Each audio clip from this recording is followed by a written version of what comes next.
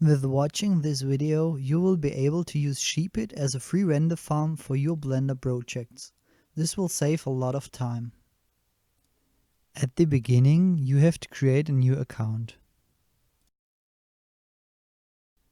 Rendering. For rendering, you just download the client that matches your system. In the client, you just sign in and adapt the settings as you like.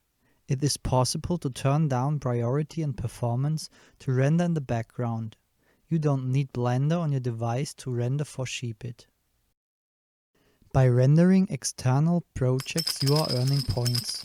The more points you have, the higher is your render priority when you upload your own projects. When your work gets rendered, you are getting charged for points. The active client on your PC renders your own projects first. Uploading projects. Before you upload your project, you have to adapt some settings in your blend file to get correct and effective render outputs. At first, go to the Render tab, to Performance, and set up the tiles at 16 by 16 pixels. Then check your render engine. Only cycles, Eevee, and internal are supported. Set your output file format to an image like JPEG or PNG. The maximum of width on height is 18,000 by 18,000 pixels. The next step is very important. If you use external data, you have to bring them into the project folder and make all paths relative as seen.